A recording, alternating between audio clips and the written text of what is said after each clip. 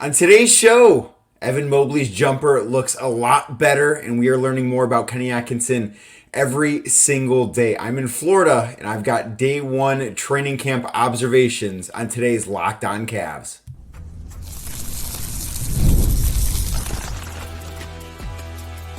You are Locked On Cavs, your daily Cleveland Cavaliers podcast. Part of the Locked On Podcast Network, your team every day. What's up, everybody? My name is Danny Cunningham. You might know me from my time covering the Cleveland Cavaliers, places like 92.3 The Fan, Cleveland Magazine, and now, proud to announce, The Inside Shot. It's my new Substack. If you haven't checked that out, I will put a link in the description below, but I'm covering the Cavs in written word every day, the same way I'm doing it this podcast every day. And I want to say thank you to you for making Locked On Cavs your first listen today and every day. You can check us out anywhere you get your podcasts, Apple, Spotify, anywhere else. Make sure you drop a 5-star review, say some nice words as well. Also, find us on YouTube. Just search Locked On Cavs on YouTube. If you're watching this video, hit that thumbs up button for me.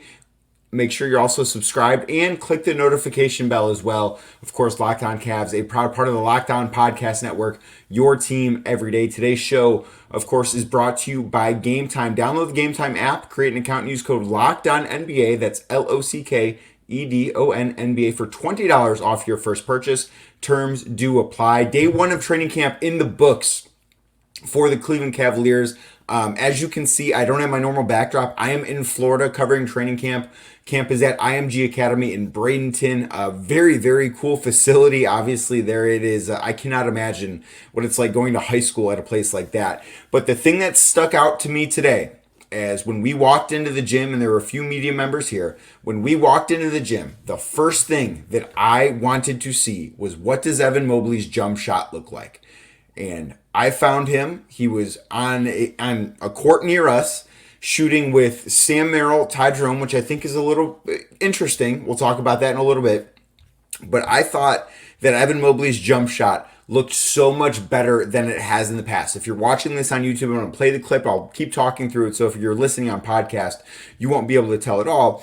But Evan Mobley's jump shot, I think, looks quicker. I think looks much, much smoother. I still think there's room for improvement on that jumper, but that was the thing I was most interested in seeing. I think he might be able to get a little bit more arc on that shot still, but the way that he had no hesitation in this jump shot. And in games, yes, we have to see what this is going to look like. It can look great on the practice floor, but we need to see what does it look like in a regular season basketball game. But I will say it looks better now on the practice floor than it looked on the practice floor previously. I don't think he has a hitch in his shot anymore. I think at times he has. I think he's worked really hard to smooth it out over the years. But I thought today, the jump shot I saw from Evan Mobley was the best looking jump shot I have seen him take. And I'm not big on, the off-season workout videos. I'm not even huge on seeing what we saw today, but I think it should give Cavs fans a lot of hope that he's going to be a different animal offensively than he's been in the past. Because if this can be part of his game, if he can take this shot more confidently and at a higher volume than he has in the past, I think it's a total game changer for the Cavs. I do. I think that this is something that's going to make them so much better offensively if he's a threat not only at the basket, but beyond the three-point arc. And if he's a threat at both of those spots, he's going to be a threat in the middle too, not only as a scorer, but as a playmaker. So what I've seen today from Evan Mobley and what I've heard from Evan Mobley has been super encouraging stuff. Because when you listen to what Kenny Atkinson said last Friday when he and Kobe Altman had their little media day, and he talked about all the things that he thinks Evan can do. And then Evan Mobley basically at media day on Monday echoed what Kenny Atkinson had to say. That told me that those two were on the same page as far as everything goes, that they both believe the same thing, that Kenny Atkinson's plan has gotten through to Evan Mobley. That's what that answer told me. And then in watching him on Tuesday put up shots, and of course, I've not seen Evan in live action. Won't get a chance to do that for a little bit, but going based off of what we have so far, I think it's fair to be incredibly optimistic on Evan Mobley taking a jump, a leap in the 4th year of his career on the offensive end of the floor. This jumper looks so much smoother. It looks so much better than it did in the past. I put this on Twitter, and you can find me there at Real D Cunningham. And I think a lot of people agree that this shot looks so much better than it previously did. I also did think it was interesting, and you can kind of tell in that video, I cut it out because I didn't think it was important to necessarily see that Jerome and Sam Merrill are good shooters. But that's what they are. They're really good shooters. I think Sam Merrill, while he's obviously not going to be the guy that's going to be the highest volume guy because he's not going to play a ton of minutes, although he does absolutely let it fly when he's out there on the floor, I think he has the best pure shooting stroke on the team. That's not a slight at Donovan Mitchell. That's not a slight at Darius Garland. That's not a slight at Max Strus. I think Sam Merrill has the best pure shooting stroke on the team. I think Jerome is a very good shooter as well. We just didn't get to see that in a Cavs uniform last year because he played 15 minutes total. But I do think that it's not an accident that Evan Mobley is going through shooting workouts with those two. Now, Evan is not on their level as a shooter, obviously, but I do think that being around those types of shooters in this type of situation, in this type of environment, maybe a little bit of that can rub off onto Evan Mobley. And getting to see how those two go about their shooting drills, how they go about practicing as their absolute, marksmen from the outside, I think that is something that can help Evan build good habits. That was one of the things that I looked at and said, okay, you know what, that's interesting. Because I don't think he is a Sam Merrill, obviously. I don't think he's Jerome as a shooter, obviously. But working out with those two, it matters a little bit. It does. It's not the be-all, end-all, but it's not nothing either. It's something that it piqued my interest. And then to see him it really was eye-opening, I thought, how much better he looked shooting the basketball. It looked smoother. It looked more fluid. I know there were people out there that were complaining about that little hop that he does in before his shot where he catches it and sort of hops into his shot. And some people call it a travel. I don't think it's a travel. It doesn't get called as a travel in the NBA. It's a perfectly legal thing. That really is the only awkward part of his jumper that still exists. I was really impressed with it. I think that is a great sign for Cavs fans. I think it's a great sign for the offense. And I think as Evan Mobley strives to do more on that end of the floor and to be more useful, to be better, to have a higher usage rate, this is going to be part of it. He's going to have to be taking these shots. Now, there are other things that he's going to do, and I'm going to talk about that and kind of what Kenny Atkinson had to say about that, not only at Media Day, but Tuesday at practice as well, coming up in a little bit. But this is going to be a big part of his game. It's not going to be his first option. It might not be his second option. But if he looks like this during games, if Evan Mobley can bring out this kind of shot and shoot with this sort of confidence at just a medium volume, I don't need him to be a high volume three-point shooter, just be a medium volume three-point shooter. If he can do this, I think this is the single most important thing that can change the game offensively for the Cavs. I think pace matters. I think offensive rebounding matters. I think all the stuff that Kenny Atkinson has talked about so far matters. But I don't know that anything can be more impactful than Evan Mobley doing this, because it's going to be a space-creating thing. It's going to make life so much easier for Donovan Mitchell, for Darius Garland, for Jarrett Allen. This working is how the two bigs experiment works. For Jarrett Allen and Evan Mobley to both be maximized, Evan Mobley has to look like this in games. He has to be able to do this in games. If Tower City is going to work the way the Cavs think it can work, this has to be part of Evan's game. He has to look like this. He has to be confident the way he looked confident shooting the basketball on Tuesday. He needs to be fluid, and he needs to do it at least a medium volume. He doesn't need to be Karl Anthony Towns. He doesn't need to be Donovan Mitchell, Darius Garland taking 8 threes a game. But medium volume, that sort of confidence, that sort of shooting stroke, I think that goes a really long way for the Cavs offensively. Because then you pair it with all the other things that they're going to task him with doing, such as playmaking, such as offensive rebounding, such as pushing the pace in transition, all things that Kenny Atkinson talked about. When you add all that together, Tristan Thompson said on Monday at Media Day that Evan Mobley should be an all-star. If all that comes to fruition, I think it starts with this outside shot. Evan Mobley's going to be an all-star. Like, that is what is going to happen here. If this guy looks in games the way he did on Tuesday, he's going to be an all-star. Because you know he's still going to have it defensively. You know he's still going to be great on that end of the floor. But if he does all of this and has that jumper, the Cavs can go to a new level. This is the thing. Because you know, Donovan Mitchell's a known quantity. We know what he's going to be. Now, he might be better than he's ever been, but we still sort of know what he's going to be. Evan Mobley's a question mark. You know he's going to be good, but you don't know how good. If he can be great, that is how the Cavs become contenders. That is how they become a championship team. If Evan Mobley takes this leap, and I think we're seeing glimpses of it, and we'll get more and more as we get closer to the season, as we see him in game action, even preseason action, we're going to get glimpses of it. And if this is who he's going to be, I think you should be feeling really, really good about the Cavs and feeling really, really good about Evan Mobley. I think Kenny Atkinson has a very interesting needle that he's trying to thread. I don't know how well it's going to go. I'm going to talk through it next, right here on today's edition of Locked On Cavs.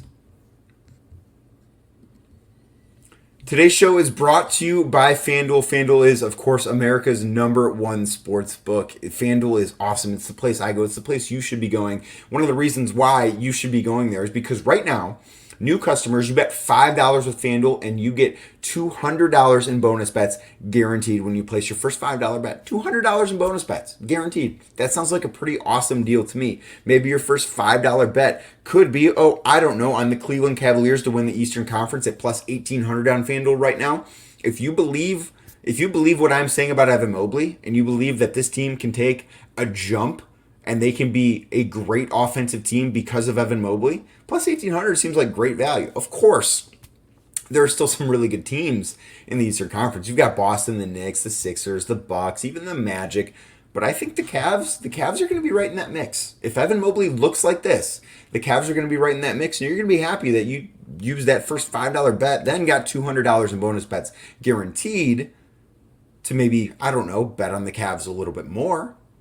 But you're going to be really happy you did if Evan Mobley turns out the way we think he can. So just head on over to FanDuel. That's FanDuel.com. And like I said, your first $5 bet, you will get started with $200 in bonus bets guaranteed. Go to FanDuel.com. FanDuel is, of course, America's #1 sports book. FanDuel.com, FanDuel.com. Thank you again for making Locked On Cavs your first listen today and every day. Thrilled to be in Florida covering training camp. Thrilled to have actual basketball to talk about. It was awesome getting to walk inside IMG Academy earlier on Tuesday and just see guys getting shots up, see basketball going on. A really, really cool environment to be in. Super happy to get to be around this team, to get to talk about them every day, to get to write about them every day on my Substack at The Inside Shot. So check that out if you haven't seen it yet. Had a really cool story go up earlier this morning that I'm just super excited about doing. But one of the things that fascinates me with this team is the way Kenny Atkinson is trying to thread a needle. So we know that the Cavs are a team that has a ton of continuity. They brought back almost everybody that played minutes for them last year. There were, I believe, 3 guys that saw minutes last year that are not in training camp this year. Marcus Morris Sr., Damian Jones, and I believe there was one other person. Isaiah Mobley. Those guys accumulated like 500 minutes total out of the over 19,000 minutes played by members of the Cavs last year. So the Cavs have a ton of continuity. With a ton of continuity, the upside to that is this group knows how to play together. It's going to be, I think, a little bit easier for this group to adjust to a new coach because they don't have to adjust to each other. The downside for that is it is going to be more difficult for Kenny Atkinson to make sweeping changes. And I do think that is something Kenny recognizes. I don't think Kenny wants to make sweeping changes. I don't think he needs to make sweeping changes.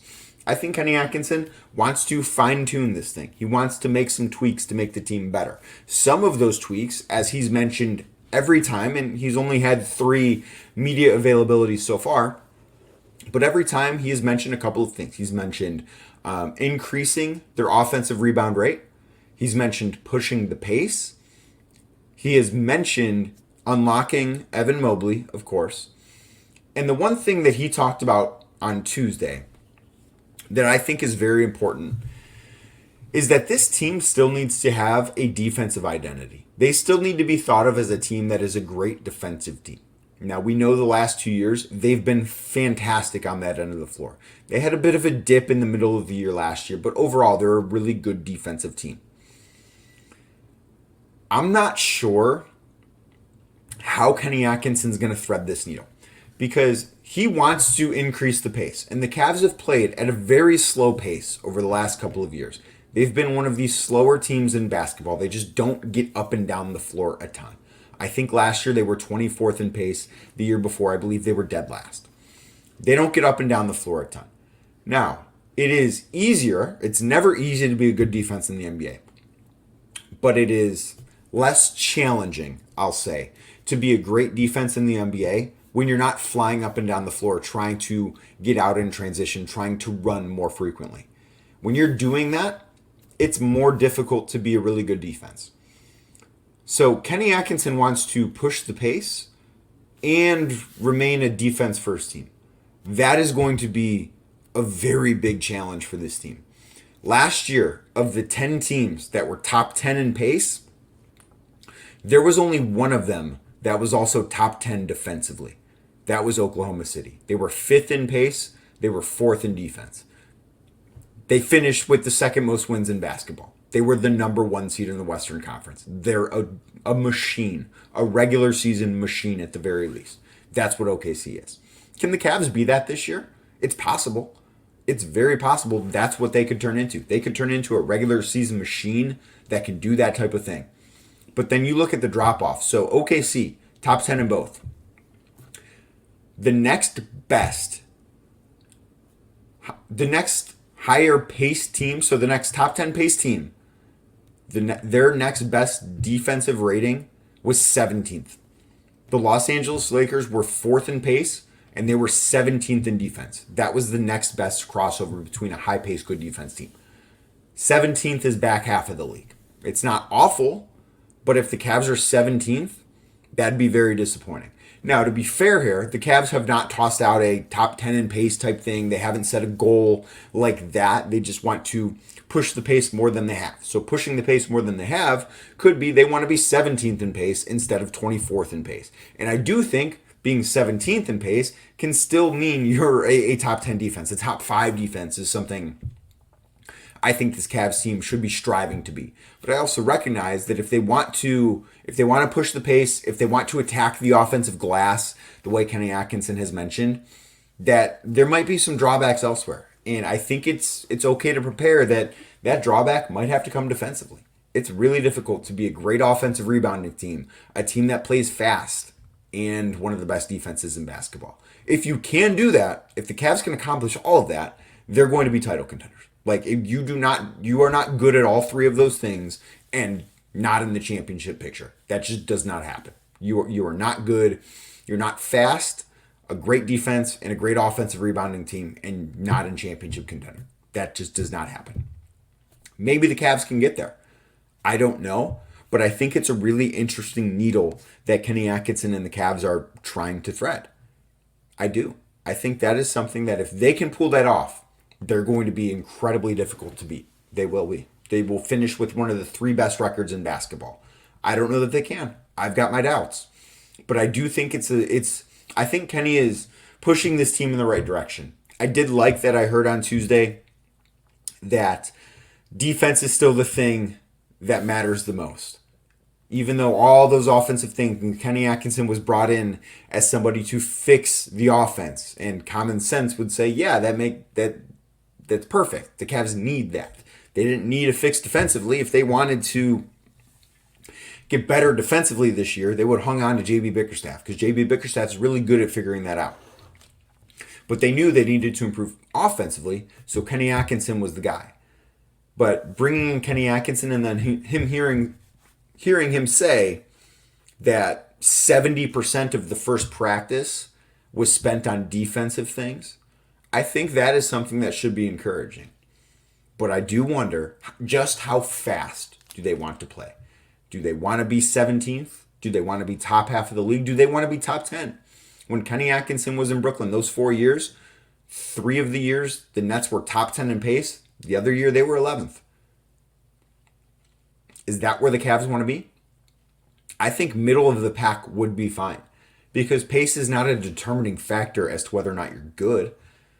More often than not, bad teams are high up in pace. That's not a determining factor. But if they're 15th in pace, can they be top 5 in defense? I think so. I think that'd be really impressive. And I think that would be something that Cavs fans should be very excited, because if that's the case, this team's going to be really, really difficult to beat in the regular season, and they're going to be a really, really good team and go on a long playoff run. Other things I heard, training camp day 1, the roster continuity can be a positive in one sense, but in another way, it might make things a little bit more difficult. That is straight ahead right here on Locked On Cavs. Today's show is brought to you by Game Time. Game Time is the place that I go when I need tickets. It should be the place that you go when you need tickets. The Cleveland Guardians are playing in playoff games Saturday, Monday, Progressive Field against we don't know who yet, either Detroit or Houston. You should want to be there. I want to be there. You should want to be there. If you want to be there, where are you going to go to get tickets? You're going to go to Game Time. Just download the Game Time app, create an account, use code LOCKEDONNBA, and you will get $20 off your first purchase. Can you imagine going to a Guardians playoff baseball game at Progressive Field using the Game Time app, using the code LOCKEDONNBA, and getting $20 off that purchase? That sounds awesome. I can't imagine a better way to consume playoff baseball than all those things. I can't imagine a better ticket buying experience than what I get with Game Time. Because as you're looking for tickets for that ALDS game at Progressive Field, you can select the seats you want, and you can see what your view of home plate's going to be. I love that. I don't want to wonder, I wonder how my view is going to be when I walk in the ballpark today. No, you're going to have that information already in your head when you use the Game Time app. So just download that app. Again, the Game Time app. Download it today, create an account, and use code LOCKEDONNBA. That's LOCKEDONNBA for $20 off your first purchase. Terms do apply. What time is it? It's game time. Thank you again for making Locked On Cavs your first listen today and every day. Now for your second listen, check out Locked On NBA. It's got everything you need nationally, not just about the Cavs, but about all the teams in basketball, because training camps are in full swing across the league. The NBA is back, baby, and there's no better place to get your entertainment, analysis, everything NBA than Locked On NBA, proud part of the Locked On Podcast Network. You can find it anywhere you get podcasts, YouTube as well. So at practice on Tuesday, we talked with Kenny Atkinson, we talked with Jarrett Allen, and we talked with Karis LeVert. I thought all three of them had interesting things to say. But one of the things that does fascinate me, and I talked about it a little bit last segment, but the continuity on this roster, where they're bringing back so many minutes played from last year. I think that's the best way to look at it. Not necessarily how many guys are back, how many minutes played are back. And over 19,000 minutes are back on this team. So one of the things that I asked Karis LeVert was, playing for a new coach, there's an adjustment. Every player on this team has played for more than one coach in basketball, except for Jaylon Tyson. He's the only one. So these guys have all, at a certain point, had to adjust to playing to a new coach, for a new coach. They also have had different teammates at times. They've been on different teams. Rosters have been shuffled out, like from when Darius Garland was drafted to now. Tristan Thompson is still on the roster, but he wasn't for a big stretch. He's the longest tenured guy on the Cavs. So he has had to play with a number of different guys. It is difficult to adjust to a new coach, and it's difficult to adjust to playing for new teammates. I think it's a positive for the Cavs that they don't have to adjust to playing with new teammates this year. Now, I know that the pushback is going to be, okay, well, the roster didn't get better. They stayed the same. And if you're not getting better, you're getting worse. I get that. And I'm not saying that it can be like this every year. I'm not even saying it can be like this for the full season. But I do think that going into this training camp, it will benefit them that there's so much continuity, that they don't have to learn new players while also having to learn a new coach, to learn a new offensive system, to learn how to do things differently. They can make these tweaks that Kenny Atkinson's talking about. They can make those while not having to learn a new player. Darius Garland doesn't have to learn a new backcourt mate. It's Donovan Mitchell. He's played with him for 2 years already. Evan Mobley doesn't need to learn a new starting five. It's going to be the same as it was. There are positives to that. There are negatives to that. But I think the positives right now, it won't be like this forever, but I think right now, the positives outweigh the negatives. One last thing I want to touch on in today's show. Jaylon Tyson, we've heard a lot of good things about him. I think is somebody, I don't know that he's going to be in the opening night rotation, but I would bet Jaylon Tyson is seeing rotation minutes by the first of the year. I do think it's a cool thing that his college coach, Mark Madsen, the head coach of the Cal Golden Bears, he's at IMG Academy for a little bit of this training camp. I don't think the plan is for him to be here the whole time, but he's at IMG Academy for at least a little bit. So I do think that's really cool that he gets to be here. But one of the things, Kenny was asked about Jaylon Tyson. He said he doesn't have an elite skill, an elite NBA skill right now, but he's just kind of one of those guys that's good at everything.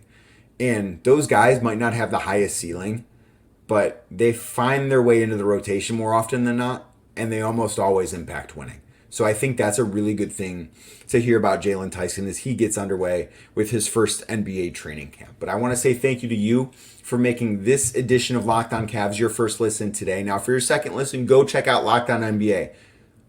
Analysis from all across the league, you're going to want it. Wherever you get your podcasts, Apple, Spotify, YouTube as well. But like I said, thank you for making Locked On Cavs your first listen today and every day. I very much appreciate it. I will be back tomorrow with another training camp recap. We will talk about what happens on Wednesday at training camp. Also, we'll have stories going up at the Inside Shot. Check that out on Substack. Find it on my Twitter, at RealDCunningham. I very much appreciate those of you that have subscribed. I appreciate you giving it a chance. I know that it is not something that you necessarily thought I'd be doing, but I'm thrilled to be doing this. I'm thrilled to be talking about the Cavs every day with you right here on Locked On Cavs. I'm thrilled to be writing about them too. So again, you can check out the show anywhere you get your podcasts, Apple, Spotify, anywhere else. And thank you for making